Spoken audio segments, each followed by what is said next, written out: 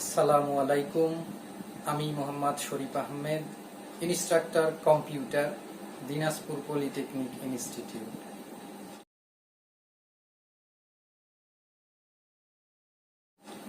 প্রিয় শিক্ষার্থীবৃন্দ,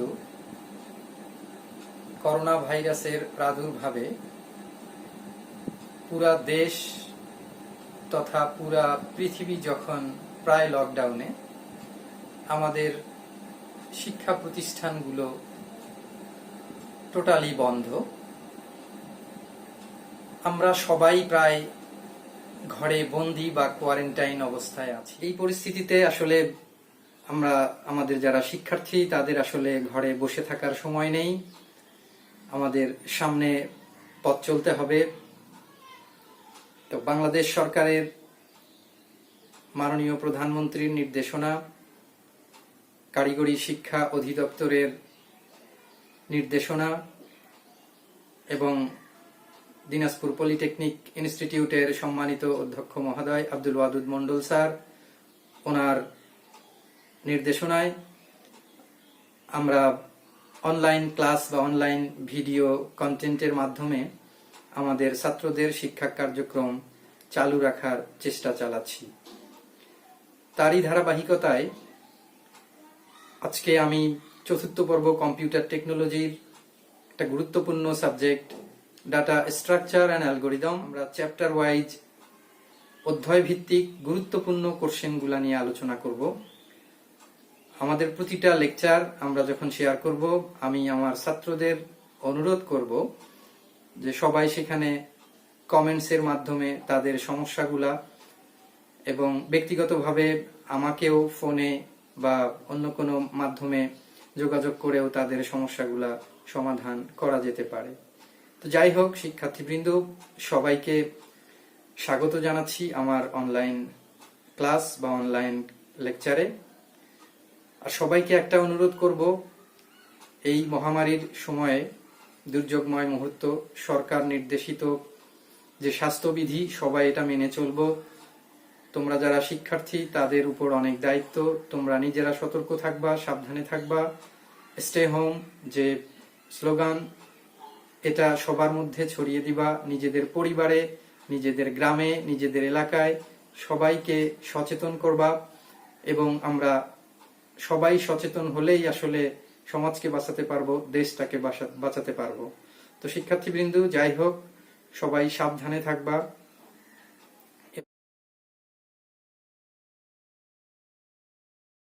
পাশাপাশি নিজেদের পড়াশোনাও আগায় বা চালায় নিতে হবে।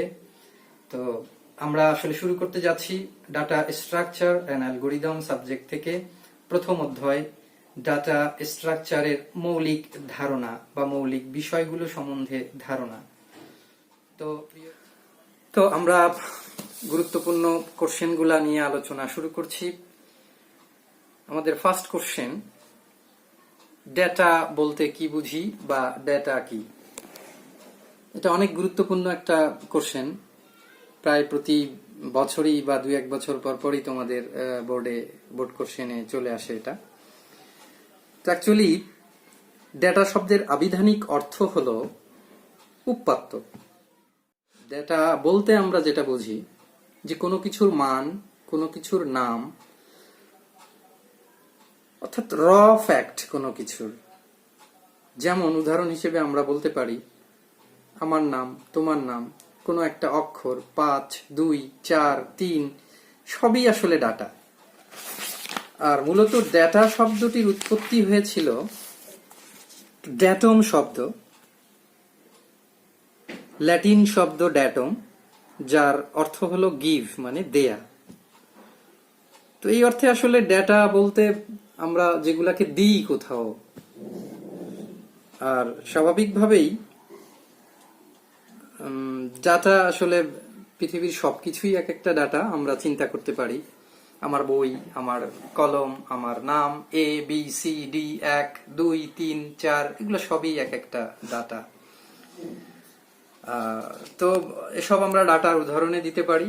আর ডাটার যখন আমরা সংজ্ঞা লিখব তখন আমরা বলবো যে ডাটা শব্দের আবিধানিক অর্থ হলো উপাত্ত, আর কোনো কিছুর মান, দলীয় মান, কোনো কিছুর নাম ইত্যাদিকেই আসলে আমরা ডাটা বলে থাকি। আর কিছু উদাহরণ দিয়ে দিব। যাই হোক, এবার আমরা দ্বিতীয় কোশ্চেনে যাচ্ছি। Information. What is information? Information কি? ইনফরমেশন বলতে আমরা আসলে কি বুঝি? আসলে অর্থবোধক ডাটা গুলাকেই আসলে ইনফরমেশন বলা হয়। আমরা একটু আগে ডেটা বলছিলাম, আসলে ডেটার নিজস্ব কোনো অর্থ নাই। ডেটা শুধু কোনো কিছুর নাম, মান ইত্যাদি। আর যখন কিছু ডেটাকে একত্রিত করার মাধ্যমে আমরা কোনো অর্থ খুঁজে পাই বা কোনো অর্থ প্রকাশ করা হয়, তখন সেটাকে আসলে ইনফরমেশন বলা যায়। অর্থাৎ আমরা বলতে পারি অর্থবোধক এবং প্রক্রিয়াজাত ডাটাকেই আমরা আসলে ইনফরমেশন বলবো। অর্থাৎ যখন ডাটাকে প্রসেস করা হয়, প্রসেস করার পর যে ফলাফল আমরা পাই, সেটাকে আমরা বলবো আসলে ইনফরমেশন। আমরা উদাহরণ হিসেবে বাস্তব জীবনে বলতে পারি, আমরা ঝালমুড়ি সবাই খাই। তো আমরা যখন দেখি যে মুড়ি নিজে একটা ডাটা, পেঁয়াজ নিজে একটা ডাটা, তেল নিজে একটা ডাটা, এরকম আরো যা যা আমরা আনুষঙ্গিক যা কিছু মিশাই না কেন, সবই আলাদা আলাদা ভাবে এক একটা ডাটা। আর যখন কোনো বাটিতে, কোনো বক্সে সবগুলা মিলায়া আমরা একত্রিত করে আমরা প্রসেসিং করি, তখন সেটা হয় ঝালমুড়ি। তো ঝালমুড়িটা হলো ইনফরমেশন।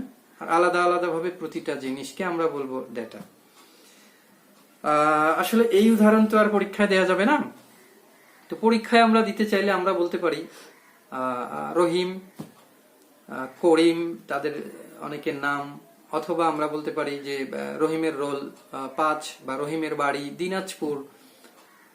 তো আলাদা আলাদা ভাবে প্রতিটা অক্ষর, ক্যারেক্টার বা শব্দ এক একটা ডাটা।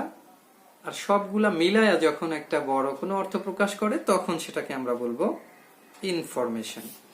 তো প্রিয় শিক্ষার্থীবৃন্দ, ডেটা এবং ইনফরমেশন এই দুটা খুব গুরুত্বপূর্ণ কোশ্চেন। এই দুটা প্রায়ই তোমাদের পরীক্ষায় আসে এবং এই সাবজেক্টের প্রথম বা সূচনা যে কোশ্চেন সেটা। তো আমরা ডেটা এবং ইনফরমেশন বুঝতে পারলাম। তো ডেটা এবং ইনফরমেশনের মধ্যে তুলনামূলক কিছু পার্থক্য এখান থেকে আমরা করতে পারি। যেমন ডেটা হলো প্রথম স্তরের জ্ঞান, আর ইনফরমেশন হলো সেকেন্ড স্তরের। ডেটা নিজে আসলে স্বয়ংসম্পূর্ণ নয়, ইনফরমেশন নিজেই এটা অর্থপূর্ণ এবং স্বয়ংসম্পূর্ণ। আর ডেটাকে আসলে অ্যানালাইসিস করার কিছু নাই, আর ইনফরমেশনকে অবশ্যই অ্যানালাইসিস করা যায়। ডেটার কোনো সরাসরি অর্থ নাই, ইনফরমেশনের অর্থ পাওয়া যায়। যার কি পার্থক্যগুলো আমাদের একটু পড়ে নিতে হবে, ডেটা এবং এটা বইয়ে আছে। আচ্ছা, এরপর আমরা যে কোশ্চেনটাতে যাব সেটা হলো ডেটার প্রকারভেদ। তো আমরা ডেটা কত প্রকার এটা আমাদের জানা জরুরি। তো আসলে ডেটা টাইপ বা ডেটার ধরন এটা আসলে কত ধরনের? প্রধানত ডেটা আসলে দুই ধরনের। ডেটা আমরা দেখতে পাই দুই ধরনের ডেটা, একটা কনস্ট্যান্ট ভ্যালু, একটা ভেরিয়েবল। কনস্ট্যান্ট আমরা বুঝি সবাই যে স্থির মান যে কোনো কিছু, যেমন 5, 10 এরকম, অথবা পাইয়ের মান, এটা সবাই জানি যে সারা বিশ্বব্যাপী একই। এই ধরনের জিনিসগুলোকে বলা হয় স্থির মান। অথবা a সমান 5, এটাও স্থির, নির্দিষ্ট করে দেয়া হচ্ছে, এটা হলো কনস্ট্যান্ট ডাটা। আবার অন দ্য আদার হ্যান্ড আমরা পাই ভেরিয়েবল। ভেরিয়েবল মানে পরিবর্তনশীল যে মানগুলা, সেগুলাকে বলা হবে ভেরিয়েবল। যেমন কোনো একটা কিছু মান দেয়া নাই, শুধু বলা হচ্ছে a। এখন এর মান আমি 5 দিতে পারি, তুমি 10 দিতে পারো, অন্যজন 20 দিতে পারে। তো এই কারণেই এটাকে বলা হচ্ছে আসলে ভেরিয়েবল, অর্থাৎ যে মানগুলা পরিবর্তনশীল এই ধরনের। তো এখন এই প্রতিটা কনস্ট্যান্ট এবং ভেরিয়েবল ডাটা আবার আমরা দেখতে পাই যে 3 ধরনের, একটা লজিক্যাল, একটা নিউমেরিক্যাল, ক্যারেক্টার। প্রতিটাকেই আমাকে আবার ডিফাইন করতে হবে। যেমন লজিক্যাল ডাটা, লজিক্যাল ডাটা আমরা কাকে বলবো? তো লজিক্যাল ডাটা 2 বা ততোধিক রাশির মধ্যে তুলনার কাজে যে সকল ডাটা আসলে ব্যবহার করা হয়, এগুলাকে আসলে লজিক্যাল ডাটা বা যুক্তিমূলক ডাটা বলা হয়, যেমন true, false, greater than, less than, এই জাতীয় বিষয়গুলো আসবে আর কি, দুটা ডাটার মধ্যে তুলনা করা। এরপর আমরা পাই নিউমেরিক। নিউমেরিক ডাটা হলো যে সংখ্যাবাচক যে ডাটাগুলা, 1 2 4 5 এই বিষয়গুলা। এরপর আমরা পাই ক্যারেক্টার। ক্যারেক্টার তো আমরা জানি যে অক্ষর এ বি সি ডি, অথবা যে বাংলায় বলি ক খ, যেগুলা আমরা পাই এগুলা হলো ক্যারেক্টার টাইপ ডাটা। আর নিউমেরিক ডাটাকে আবার আসলে দুই ভাগে ভাগ করা যায়, একটা হলো ইন্টিজার টাইপ ডাটা, একটা হলো float type data. Integer data পূর্ণ সংখ্যা আমরা জানি 10 5 2 1 এরকম। আর ফ্লোট টাইপ ডাটা সেটা আমরা বলবো দশমিক যুক্ত যে সংখ্যাগুলা, যেমন 2.5 2.00 10.5 এই জাতীয় বিষয়গুলা। তো শিক্ষার্থীবৃন্দ, ডাটার আসলে প্রকারভেদ আমাদের সবাইকে জানতে হবে। জানবো ডাটা স্ট্রাকচার কি, বা ডাটা স্ট্রাকচার বলতে আমরা আসলে কি বুঝবো। যে ডাটা সমূহ নিয়ে এতক্ষণ আমরা আলোচনা করলাম, এই ডাটা সমূহ আসলে বিভিন্নভাবে বিচ্ছিন্ন অবস্থায় থাকতে পারে। তো এই ডাটা সমূহকে সুশৃঙ্খল এবং সুন্দরভাবে সাজানোর যে কৌশল, আসলে এই কৌশলটাই হলো ডাটা স্ট্রাকচার। তো আমরা এই ডাটাকে বিভিন্নভাবে অর্গানাইজ করতে পারি বা সাজাতে পারি। তো এই ডাটা সমূহের সাজানোর যে লজিক্যাল বা ম্যাথমেটিক্যাল যে কৌশল বা প্রক্রিয়া, এটাকেই আসলে ডাটা স্ট্রাকচার বলা হবে। তো মেইনলি ডাটা স্ট্রাকচার, দুই ধরনের ডাটা স্ট্রাকচার আমরা দেখতে পাই। একটা হলো লিনিয়ার ডাটা স্ট্রাকচার, অন্যটা নন লিনিয়ার ডাটা স্ট্রাকচার। আসলে কোনটাকে আমরা লিনিয়ার ডাটা স্ট্রাকচার বলবো? আসলে লিনিয়ার ডাটা স্ট্রাকচার এগুলা আসলে কোনো একটা ক্রম বা সংখ্যা ভিত্তিক বা একটার সাথে আরেকটা বিভিন্নভাবে সম্পর্কিত, এরকম বিশেষ করে সিকোয়েন্স বা ক্রমিক অনুযায়ী, এরকম যেমন 2 4 1 2 3 সংখ্যাবাচক বিষয়গুলা নিয়ে বিভিন্নভাবে যখন ডাটাগুলোকে সাজানো হয়, একটা সম্পর্কিত করে একত্রিত করে রাখা হয়, সেই পদ্ধতিকে আমরা বলি linear data structure. On the other hand, আমরা নন লিনিয়ার ডাটা স্ট্রাকচার কাকে বলবো? এটা আসলে বিভিন্ন চিত্র ভিত্তিক অথবা বিভিন্ন গ্রাফিক্যাল রিপ্রেজেন্টেশন, গ্রাফের মাধ্যমে বা চিত্রের মাধ্যমে যখন ডাটাকে বিভিন্নভাবে সাজানো হয়, তখন সেটাকে আমরা বলি non linear data structure. Linear data স্ট্রাকচারের উদাহরণ হতে পারে, আমরা বলতে পারি অ্যারে, আমরা হয়তো নাম শুনেছি, স্ট্যাক, কিউ, লিংক লিস্ট, যেগুলো আসলে পরবর্তী চ্যাপ্টার গুলাতে আমরা বিস্তারিত আলোচনায় আসবে, আমরা পাবো। আর নন লিনিয়ার ডাটা স্ট্রাকচারের মধ্যে আমরা যেটা পাই সেটা হলো ট্রি, গ্রাফ। এই অধ্যায়ে আমরা কিছু ট্রি দেখার চেষ্টা করব উদাহরণ হিসেবে পরের লেকচারে। এখন মূলত আমরা যেটা দেখতে যাচ্ছি সেটা হলো ডাটা স্ট্রাকচারের অপারেশন, বা ডাটা স্ট্রাকচার দিয়ে কি কি কাজ আমরা করি বা কি কি কাজ করা সম্ভব, সেই অপারেশন গুলা একে একে আমরা বলি। ডাটা স্ট্রাকচারের মূলত আমরা 6টি অপারেশন পাই সর্বমোট। সেখানে নাম্বার 1 আমরা যে ডাটা স্ট্রাকচার অপারেশন, এটাও একটি গুরুত্বপূর্ণ কোশ্চেন, সংক্ষিপ্ত বা বোর্ড কোশ্চেন হিসেবেও অনেক সময় আসতে পারে, যে ডাটা স্ট্রাকচার অপারেশন গুলা ব্যাখ্যা করো, বর্ণনা করো। তো সেখানে আমরা ডাটা স্ট্রাকচার অপারেশন গুলা একে একে যদি বর্ণনা করি, আমরা প্রথমে যেটা পাই ট্রাভার্সিং। ট্রাভার্স আসলে এটা ভিজিট করা বা ভ্রমণ করা।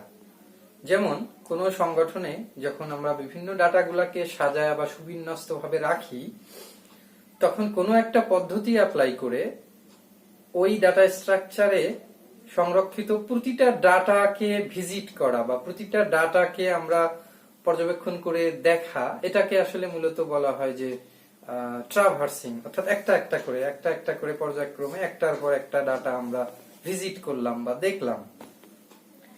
এরপর যেটা আমরা পাই সেটা হলো সার্চিং। ডাটা স্ট্রাকচারের অপারেশনের দ্বিতীয় অপারেশন যেটা সার্চিং। তো আমরা জানি কোনো কিছু খুঁজে বের করা।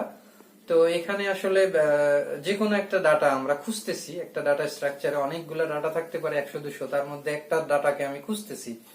তো সার্চিং হলো অপারেশন, একটা টেকনিক অ্যাপ্লাই করে যে ওই ডাটাটাকে খুঁজে বের করা হবে। আচ্ছা, তৃতীয় যেটা আমরা পাই সেটা হলো ইনসার্টিং। ইনসার্ট মানে ডাটা স্ট্রাকচারে নতুন কোনো ডাটা ইনপুট দেয়া, নতুন কোনো ডাটা সংযোজন করা। তো এটা এটা গুরুত্বপূর্ণ একটা অপারেশন। আরেকটা অপারেশন আছে, সেটা হলো ডিলিশন বা ডিলিটিং। অর্থাৎ ডাটা স্ট্রাকচারে কোনো একটা উপাদানকে আমরা যখন বাদ দিতে চাই, ডাটা স্ট্রাকচার থেকে ডিলিট করতে চাই, তখন এই পদ্ধতি আসলে মূলত অ্যাপ্লাই করতে হয়। এরপর যেটা পাই ডাটা স্ট্রাকচার অপারেশনে, ডাটা শর্টিং। শর্টিং অর্থাৎ ডাটাগুলো সুসংগত সুন্দরভাবে সাজায় রাখলেও আসলে অনেক সময় ডাটাগুলোকে সিকুয়েন্সিয়ালি সাজানো থাকে না। Sorting, ascending order, descending order. তো এইভাবে যদি আমরা সাজাতে যাই তখন আসলে এইটা কাজ করে। এরপর যেটা আমরা পাই মার্জিং, অর্থাৎ দুটা ডাটা ফিল্ডকে একত্রিত করা, দুটা ডাটার ফিল্ড এক জায়গায় করা, এটা হলো মার্জিং। আচ্ছা, তো ডাটা স্ট্রাকচার এই অপারেশন গুলা দেখতে গিয়ে আমরা আসলে তিনটা জিনিস ডেফিনেশন আমাদেরকে জানতে হবে। সেই তিনটা জিনিস হলো ফিল্ড, রেকর্ড এবং ফাইল। গুরুত্বপূর্ণ তিনটা জিনিস। অনেক সময় অতি সংক্ষিপ্ত প্রশ্ন হিসেবে এগুলা আসতে পারে যে ফিল্ড কি, রেকর্ড কি বা ফাইল কি। আসলে ফিল্ড হলো ডাটা সংগঠনের ক্ষুদ্রতম যে একক, এটাকে বলা হয় ফিল্ড। যেমন যেমন কোনো কারো নাম অথবা কারো বয়স, শুধু সিঙ্গেল অ্যাট্রিবিউট গুলাকেই বলা হবে আসলে ফিল্ড। যেমন কারো নাম, যেমন সাকিব, তামিম, এক একটা নাম, এগুলা আসলে ফিল্ড, এক একটা ফিল্ড। আবার সাকিবের বয়স বললাম 35, তো বয়স এটা একটা ফিল্ড। আবার সাকিব অলরাউন্ডার, এটা একটা ফিল্ড। এরকম প্রতিটা অ্যাট্রিবিউটকে এক একটা ফিল্ড বলা হয়। তো আমরা যদি রেকর্ড বলি, আসলে রেকর্ড কাকে বলা হয়,